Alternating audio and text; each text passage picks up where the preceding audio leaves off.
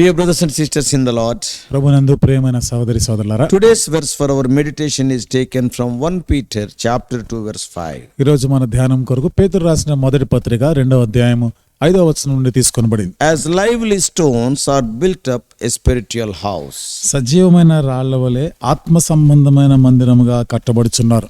Peter gets specific about what it means to live a God's set apart people. చూడండి, దేవుని కొరకే ప్రత్యేకించబడిన ప్రజలంగా మనం జీవించటం ఏమిటిదో పేతురు రాస్తున్నాడు. Christ is the foundation stone of the spiritual house. God is the building. God is building. ఆత్మ సంబంధమైనటువంటి మందిరానికి క్రీస్తే మరి ఆయన పునాది మూలరాయి ఉన్నాడు.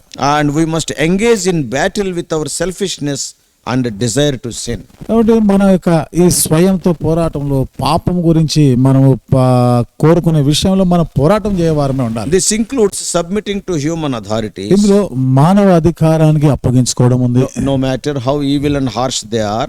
వారు ఎంత చెడ్డవారైనా ఎంత కఠినులైనా గానీ పర్వాలేదు. And also it means enduring suffering. అంటే శ్రమలు కూడా సహించడం ఉంది. As Lord Jesus Christ did for our sake and when he died on the cross. యేసుక్రీస్తు ప్రభువు శిలువ మీద మరణించినప్పుడు మన కొరకే చేసినట్లుగా our role is not to fight a physical war for justice here. ఇక్కడ మన పాత్ర ఏమిటిది? మనం భౌతిక సంబంధమైనటువంటి పోరాటం చేయడానికి గురించి కాదు. We will be going home soon. మనము త్వరగానే మన గృహానికి వెళ్ళనే ఉన్నాం. 1 Peter 2 first 12 verses describes పేతురు రాసిన మొదటి పత్రిక 2వ అధ్యాయంలోని మొదటి 12 వచనాల్లో రాయబడింది. the spiritual house God is building. ఆత్మ సంబంధమైన గృహము దేవుడు కడుతున్నాడు. Jesus is the perfect foundation stone God has chosen for the house. యేసుప్రభువు ఆ ఇంటి కొరకే, దేవుడు ఆ ఇంటి కొరకే ఒక పరిపూర్ణమైన పునాదిగా యేసుక్రీస్తుని ఆయన ఎన్నుకున్నాడు. And those who trust in him are also living stones used to build the house. ఆయన యందు నమ్మకం ఉంచిన వారు కూడా సజీవమైన రాళ్ల వలె ఆయనతో పాటు కట్టబడుచున్నారు. In addition, we individually serve as both the priests and also the spiritual sacrifices our lives offered to the builder. దానికి అదనంగా వ్యక్తిగతంగా మనము కూడా ఆత్మ సంబంధమైనటువంటి బలులు అర్పిస్తూ మనము కట్టేవారుగా ఆయనతో పాటు ఉంటున్నాం. See, we are priests and also we ourselves are the sacrifices. ఇప్పుడు మనము యాజకులము, అంతేకాదు మనకు మనముగా యాగంగా కూడా ఉన్నాం. Thus we must live good lives. రీతిగా మనం మంచి జీవితాన్ని జీవించవలసి As strangers in the world preparing to go home to be with our Father. పరదేశులంగా మనము మన తండ్రి ఇంటికి వెళ్ళడానికి సిద్ధపడుతున్నాం. And engaged in the battle against our desire to sin. మరి పాపము చేయడానికి కొరకైనటువంటి ఆశ కోరికలతో పోరాడుతాం. In the previous verse, అంతకు ముందు వచనంలో Peter identified Jesus the Lord as the living stone. పేతురు యేసు ప్రభువు వారిని సజీవమైనటువంటి రాయిగా ఆయన ఆ గుర్తింపునిస్తున్నాడు. He is living because he was dead and now he is alive. ఆయన సజీవుడైన వాడు, ఆయన మరణించాడు, ఇప్పుడు సజీవుడై ఉన్నాడు. We will see in the next few verses that he is called the stone because he is the cornerstone of the house of God. ఆ తర్వాత కొన్ని వచనాలు మనం చూస్తున్నాం ఆయనను రాయిగా, ఎందుకంటే ఆయన మూలరాయిగా, తలరాయిగా ఉన్నాడు ఆయన. For the house of God. దేవుని యొక్క మందిరానికి ఆయన మూలరాయి ఉన్నాడు. Now Peter includes believers in the metaphor. ఇప్పుడు పేతురు విశ్వాసులను కూడా ఒక అలంకారప్రాయంలో చెప్తున్నాడు. And like Jesus, Christians are also living. యేసు ప్రభువులే క్రైస్తవులు కూడా సజీవులు. We once were dead spiritually, మునుపు మనం ఆత్మీయంగా చచ్చిన వారమే ఉండినాం, but have been made alive by God's grace through our faith in Christ Jesus. That is Ephesians 2:5. దేవుని కృపను బట్టి యేసుక్రీస్తునందు విశ్వాసం ఉంచడం ద్వారా ఎఫెసీ 2:5 ప్రకారం మనము ఇప్పుడు బ్రతికించబడ్డవారు. And we may die physically, భౌతికంగా చనిపోవచ్చును, but our resurrection is already secured by God's promise. అయితే మన పునరుత్థానం ఇదివరకే దేవుని యొక్క వాగ్దానం చేత భద్రం That చేయబడింది. is what Peter writes in his first epistle, first chapter 3-5. ఆ మాట పేతురు మొదటి పత్రికలో మొదటి అధ్యాయం 3-5 వచనాల్లో రాస్తున్నాడు. So Christians are stones as well, set aside for a specific project. కాబట్టి క్రైస్తవులైన వారు ఒక ప్రత్యేకమైన నిర్దిష్టమైన ఒక కట్టడం కొరకై రాళ్లుగా వాళ్ళు చేయబడినారు. God is currently building us into a spiritual house. ఇప్పుడు దేవుడు ప్రస్తుతం మనల్ని ఆత్మ సంబంధమైనటువంటి గృహంలో కడుతున్నాడు. It is a dwelling place for himself. ఆయన కొరకైనటువంటి నివాస స్థలం అది. In this new temple, ఈ నూతనమైనటువంటి ఈ మందిరంలో, this temple is made out of the people of God.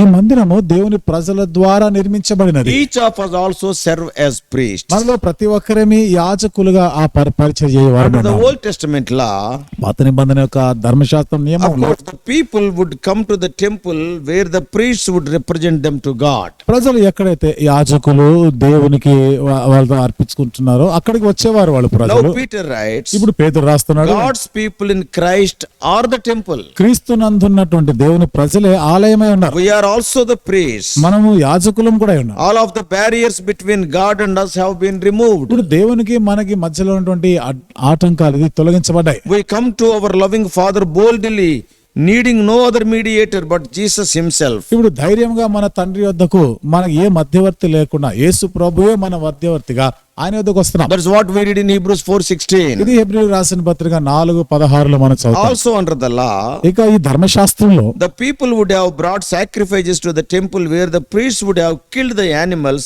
and offered them to God on behalf of the people. ప్రజలు వారి యొక్క అర్పణల్ని తీసుకొని వచ్చేవారు. ఎక్కడైతే ఆ ఆలయంలో మందిరంలో యాజకులు ఆ ప్రజల పక్షంగా బలులు అర్పించేటువంటి ఆ ప్రదేశానికి వచ్చేవారు. And they were bringing the ఆ sacrifice. బలి అర్పణలు తీసుకొని వచ్చేవారు. Now in Christ, ఇప్పుడైతే క్రీస్తునందు the people are the temple ప్రజలే ఆ మందిరమే and ఉన్నారు. we are the priests మనం యాజకులమే and we ఉన్నాము. are also the sacrifices offered to God. అంతేకాకుండా మనముగా దేవుని కొరకై అర్పణగా అర్పించుకునే వారము కూడా మనమే. However, as Paul writes in Romans 12:1, ఏదేమైనా రోమిలకు రాస్తూ పౌలు 12వ అధ్యాయం మొదటి వచనం అంటాడు, we are living sacrifices. మనము సజీవ యాగమై ఉన్నాం. With our sin already forgiven through Jesus' death, మన యేసుప్రభువు వారి మరణం ద్వారా మన యొక్క పాపములను క్షమించబడి ఉన్నాయి. and no more death or blood is required. ఇక మరణము రక్తము అవసరం లేదు. Instead, we offer our living bodies, every part of ourselves, as acceptable spiritual sacrifices to be used by God for His purposes. అందుకు బదులుగా దేవుని ఉద్దేశాల కొరకై దేవుని చేత మనం వాడబడే దాని కొరకై మనము సజీవ యాగంగా ప్రతి అవయవాన్ని సజీవ యాగంగా అర్పించవలసిన We వారు. know that Christ is the cornerstone, but what are we?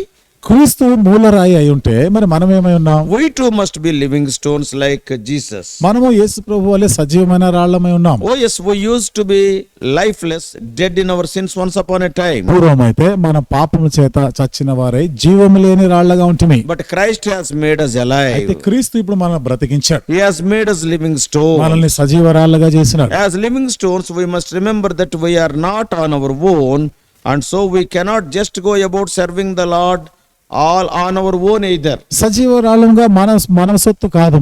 మనము దేవుని కొరకై దేవుని సేవ చేయవలసిన వారమే ఉన్నాం. Peter says we are not supposed to go on our own. మన సొంతగా మనం చేయడానికి కాదు.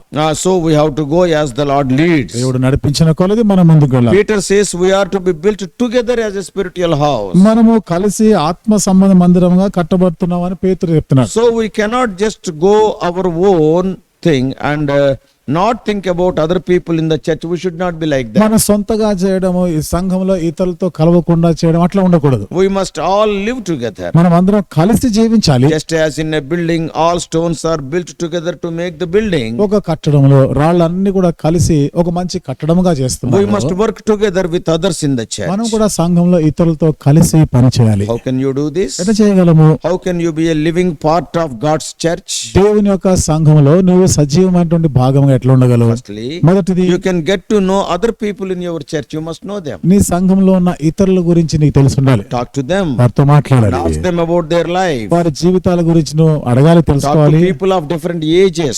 వేరు వయసులో ఉన్న వారితో మాట్లాడాలి. They share something that makes them happy. Be happy with them. కాబట్టి వాళ్ళు ఏదైనా పంచుకుంటున్నావు, ఒకవేళ సంతోషించాలనుకో నువ్వు వారితో సంతోషించి వాడే If they ఉండాలి. are sad about things, be sad with them. ఒకవేళ వారు ఏ విషయాన్ని బట్టైనా దుఃఖిస్తా ఉంటే నువ్వు వారి దుఃఖంలో పాలు So పంచుకోవాలి. if someone does something wrong to you, show them forgiveness. ఒకవేళ ఎవరైనా నీ ఎడల తప్పు చేస్తుంటే వాళ్ళని క్షమించేవాడు Show ఉండాలి. kindness and love to the people around you. కాబట్టి నీ చుట్టూ ఉన్న ప్రజలకి నీవు దయ చూపించేవాడే ఉండాలి. And then pray for them. వాళ్ళ కొరకు ప్రార్థన చేయాలి. Pray for those in your church who are sick and who are old. సంఘంలో అనారోగ్యంగా వృద్ధులు వారి కొరకు ప్రార్థన చేయాలి. And also pray for those people who have had a baby or just got married. కాబట్టి మరి చంటి పిల్లలు ఉన్నవారు లేదా ఇటీవల వివాహమైన వారు వారి కొరకు ప్రార్థన చేయాలి. Ask the Lord to be with others in your church. ఈ సంఘంలో ఇతరులతో కూడా నువ్వు దేవుని ఉండమని అడగాలి, ప్రార్థన In చేయాలి. this way, you are being a living stone, a part of Christ's beautiful building. ఈ విధంగా ఒక సజీవమైన రాయి వలె దేవుడు మరి నిర్మించినటువంటి అందమైనటువంటి ఆ మందిరం, ఆ కట్టడంలో నువ్వు భాగం అవుతున్నావు. Always remember that every stone of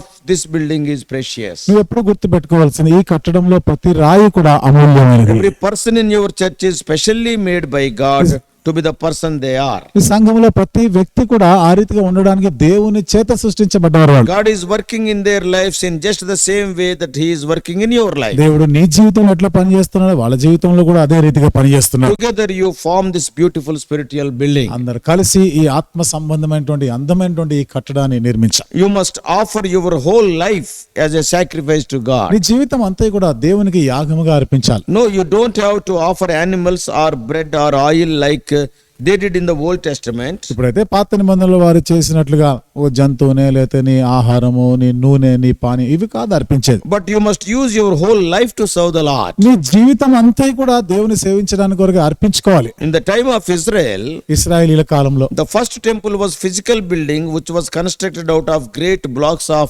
hewn stone. మొదటి మందిరము భౌతిక సంబంధమైన కట్టడము పెద్ద పెద్ద రాళ్లతో కట్టబడిన రాతి కట్టడం చెక్కలతో కట్టబడినది. చెక్కబడిన మలచబడినటువంటి రాళ్లతో కట్టబడిన మందిరం. And in this dispensation, మరి ఈ యుగంలో Christians are a spiritual house and all believers are living stones that are being assembled together. క్రైస్తవులైన వారి ఆత్మ సంబంధమైనటువంటి కట్టడము విశ్వాసులు సజీవ రాళ్లగా అందరూ కలిసి ఆ కట్టడంగా కట్టబడుతున్నారు. And they are a fitting dwelling place for God. వారు దేవుని కొరకే దేవుడు నివసించడానికి యోగ్యమైనటువంటి కట్టడం. And Lord Jesus Christ is the chief cornerstone. యేసుక్రీస్తు ప్రభువారు మూలరాయి అంటున్నాడు. Not only are we living stones that are being fashioned into a spiritual house, మనము కేవలం ఆత్మ సంబంధమైనటువంటి రాళ్ళు అంటే ఆత్మ సంబంధమైన మందిరం కట్టబడుకోవడానికి రూపించబడిన వారు మాత్రమే కాదు, but we are all ambassadors to God. మనం అందరం దేవునికి రాయబారులము. We are representatives of the King. మనం ఆ రాజుకి ప్రతినిధులుగా ఉన్నాం. And we are a holy priesthood. మనం పరిశుద్ధులైనటువంటి యాజక సమూహం ఉన్నాం. In verse 5 Peter writes, 5వ వచనంలో పేతురు రాస్తున్నాడు, you also as living stones are being built up as spiritual house for the holy priesthood. మీరు కూడా పరిశుద్ధ యాజకులుగా ఉండినట్లు సజీవమైన రాళ్ల వలె నుండి కట్టబడుతున్నారు. Peter writes, పేతురు రాస్తాడు, in order to offer up spiritual sacrifices that are acceptable to God through Jesus Christ. కాబట్టి యేసుక్రీస్తు ద్వారా దేవునికి అనుకూలములకు ఆత్మ సంబంధమైన బలులను అర్పించుటకు పరిశుద్ధ యాజకులుగా ఉండినట్లు. So Christ's sacrifice on the cross gave every believer access into the presence of God by faith. క్రీస్తు శిలువ చేసిన బలియాగము ప్రతి విశ్వాసి కూడా విశ్వాసం ద్వారా ఆయన సన్నిధిలో ప్రవేశించడానికి యోగ్యత ఉంది. Admittance into God's holy presence is nothing to do with who we are and what we have done. దేవుని పరిశుద్ధ స్థలంలో ప్రవేశం కొరకై నువ్వు ఏమున్నావు నువ్వు ఏమి చేసినావు దానికి సంబంధమే లేదు. It is not because of our merit that we have granted this incredible privilege into the throne room. మన యోగ్యతలను బట్టి నమ్మశక్యం కానీ ఆ ప్రవేశం దేవుని కృప సింహాసన గదిలోని ప్రవేశం దొరికింది కాదు. It is not because of our activities. ఇది మనం చేసే పనులు కార్యకలాపాలను బట్టి కాదు. It is only by his grace and mercy. ఇది కేవలం ఆయన యొక్క కృప ఆయన కనికరాన్ని We do బట్టి. not approach God in our good name but through the saving name of Jesus. ఏదో మన పేరు మంచి పేరుని బట్టి కాదు రక్షించబడ్డాం, దేవునిని బట్టి మనం రక్షించబడుతున్నాం. So we are approaching God in the name of Jesus. యేసు నామమును బట్టి దేవుని సమీపిస్తున్నాం. We come to God in Jesus name. యేసు నామములో మనం దేవుని చెంతకు The వస్తున్నాం. spiritual sacrifices we offer to God are presented in his authority. దేవునికి అర్పించేటువంటి సజీవమైనటువంటి ఈ బలులు ఆయన అధికారాన్ని బట్టి అర్పిస్తున్నాం. We have no righteousness of our own, మనదంటూ మన స్వనీతి స్వంత నీతి లేదు. but we are declared righteous because of what he did. అయితే ఆయన చేసిన దాన్ని బట్టి నీతిమంతులముగా మనము తీర్చబడ్డాం. And we are living stones that are being fashioned, hewn and built into a spiritual house because of what Jesus did on our account. యేసుప్రభువారు మన పక్షం చేసిన దాన్ని బట్టి ఆత్మ సంబంధమైనటువంటి మందిరం కొరకై కట్టడం కొరకై మనం మలచబడి మరి దాని కొరకై సిద్ధపరచబడ్డాం. And we are only able to offer up spiritual sacrifices that are acceptable to God because we are identified with Jesus. మనకు దేవునికి అంగీకారమైనటువంటి ఈ బలులుగా యాగంగా అర్పించుకోవడానికి యేసుక్రీస్తు వారిని బట్టి ఇది సాధ్యమైంది. And Jesus identified with our sin through his sacrifice. యేసుప్రభువారు తన యొక్క బలియాగం ద్వారా మన పాపములతో ఐక్యపరచుకున్నారు. And so that we may identify ourselves with his righteousness. తద్వారా మనము ఆయన నీతితో ఐక్యపరచబడాలి. It is all by faith. ఇదంతా కూడా విశ్వాసము In ద్వారా. the olden days, పురాతన దినాల్లో it was the Levitical priests who were able to represent God to man. లేవీయులైనటువంటి యాజకులు మరి దేవుని తరఫున మనుషులకు వాళ్ళ ప్రతినిధులుగా And ఉండేవారు. who made petitions to God on behalf of man. మనుషుల తరఫున మనుషుల పక్షముగా ఈ మనవులన్నీ కూడా వాళ్ళు దేవునికి చేరవేసేవారు. And during the dispensation of law, ధర్మశాస్త్ర యుగంలో only the high priest was permitted to enter into the presence of the Lord God to make atonement for sin once every year. ప్రధాన యాజకుడు మాత్రమే అది సంవత్సరానికి ఒక్కసారి ప్రజల పక్షంగా ఆ ప్రాయశ్చిత్తం చేయడానికి ఆయన మాత్రమే ఆ పరిశుద్ధ స్థలంలో ప్రవేశించేవాడు. But now Christ is our merciful and faithful high priest. ఇప్పుడు క్రీస్తు మనకి ఎంతో కనికరం చూపు ప్రధాన యాజకుడై For ఉన్నాడు. his death tore down the barrier between man and God, ఆయన మరణము మానవునికి దేవునికి మధ్య ఉన్నటువంటి అడ్డం తీసివేసి so that all who believe on his name are born from above, ఆయన నామమునందు విశ్వాసం ఉంచిన వారందరూ కూడా పైనుండి are జన్మించలాగా adopted into God's family, దేవుని కుటుంబంలోనికి దత్తత చేయబడ్డారు. and they are living stones. వారు సజీవమైన రాళ్ళు. All together they are spiritual house, వారు కలిసి ఆత్మ సంబంధ మందిరము and they are the కట్టబడుతున్నారు. holy priesthood. వాళ్ళు పరిశుద్ధ యాజక సమూహం. And because of Christ's sacrifice, we can come fearlessly before the Father to intercede for others and offer up our spiritual sacrifice of prayer and praise. క్రీస్తు యొక్క బలియాగాన్ని బట్టి మనం తండ్రి దగ్గరికి ఇతరుల పక్షంగా విజ్ఞాపన చేస్తూ మన ప్రార్థన యాగంలో అర్పించగలుగుతున్నాం.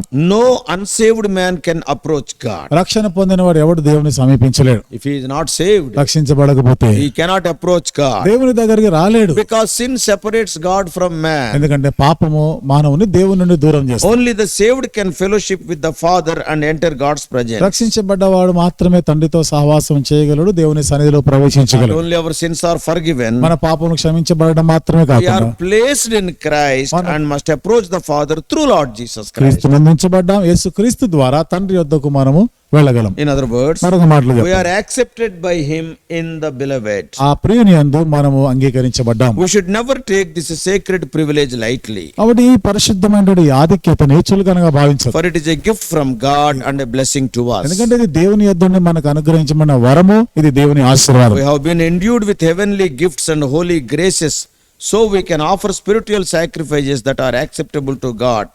దేవునికి అంగీకారమైన పరిశుద్ధ యాగంగా అర్పించడానికి మనము ఆత్మ సంబంధమైనటువంటి బహుమానం మనకు అనుగ్రహించబడింది. And we can offer these things to God in our service to him. ఇవి మనం దేవునికి మనం సేవ చేస్తూ దేవునికి అర్పించగలం. We should never forget that even our most consecrated praises and sanctified service and holy prayers can only be accepted by God through Christ only. మనము దేవునికి స్తుతులు చెల్లించుట, మరి పరిశుద్ధమైనటువంటి సేవ చేయట, ఇవన్నీ కూడా యేసు క్రీస్తు ద్వారానే అంగీకరించబడుతున్నాయి. Let us never forget that Christ's sacrificial offering of himself earned us the right and authority to enter into God's presence. క్రీస్తు యొక్క బలియాగమే మనల్ని ఆయన సన్నిధిలోనికి ప్రవేశాన్ని కలుగజేసింది అన్న సంగతి మనం ఎప్పుడు Through మర్చిపోదు. his sacrifice only we can offer our bodies as a living sacrifice. ఆయన బలియాగం ద్వారానే మన శరీరంలోను సజీవ యాగంగా అర్పించగలం. If the Father has to accept us, it is only through Lord Jesus Christ. తండ్రి మనల్ని అంగీకరించాలంటే ఇది కేవలం యేసుక్రీస్తు ద్వారానే సాధ్యం. Oh, this is what we can learn from all these things. ఇది వీటి నుండి మనం నేర్చుకున్న సంగతి. May God help us to understand these truths in a deeper way as the time passes. ఈ సత్యాలు మనం ఇంకా లోతైన విధానంలో మనము అర్థం చేసుకున్నటకు దేవుడు సహాయం చేయనుగా. Let us pray. ప్రార్థన చేసుకుందాం. Loving Heavenly Father, ప్రేమగల మా పరలోకపు what తండ్రి, a privilege we are having because Jesus Christ has become our Savior. యేసుక్రీస్తు మాకు రక్షకుడు అయినందుకు ఎంతటి ఆధిక్యతను మేము కలిగిన వారు. In the Old Testament, priests were offering sacrifices. పాత నిబంధనలో యాజకులు బలులు అర్పించేవారు. Today we are priests and we are the sacrifice. ఇది నాన్న మేము యాజకులు, మేమే ఆ బలి అర్పణ అయి ఉన్నాం. Because of Lord Jesus Christ, we are accepted by Thee. యేసుక్రీస్తు ప్రభు ద్వారా ఆయనను బట్టి మేము ప్రభా మరి Not అంగీకరించబడుతున్నాం. only that, we are one with other people in this spiritual house. అంతేకాకుండా ఆత్మ సంబంధమైనటువంటి ఈ కట్టడంలో ఇతరులతో Help ఐక్యపరచబడుతున్నాం. us to love other believers. ఇతర విశ్వాసాలను కూడా ప్రేమించడానికి సహాయం చేయండి. Pray for them. వారి కొరకు ప్రార్థన చేయటం. All together, O Lord, help us to bring glory unto Thy holy name. అందరం కలిసి నీ పరిశుద్ధ నామానికి మహిమ తెచ్చినట్లుగా చేయండి. O Lord, help us to believe, always remember that everything is accepted by Thee because of Lord Jesus Christ and His sacrifice. కేవలం యేసుక్రీస్తు ప్రభు వారి ద్వారా ఆయన బలియాగం ద్వారానే మేము అంగీకరించబడుతున్నాం అనే సంగతి ఎల్లప్పుడూ ప్రభు మేము జ్ఞాపకం ఉంచుకునే దానికి సహాయం Help us to think of these things the whole day. ప్రభు దినమంతా కూడా ఈ సంగతులను తలపోసుకుంటున్నా సహాయం We do pray in the all worthy name of our Lord and Savior Jesus Christ. మా ప్రభువును రక్షకుడైన యేసుక్రీస్తు వారిగా అందరిలో యోగ్యమైనటువంటి నామంలో ప్రార్థించి వేడుకుంటున్నాము తండ్రి. Amen.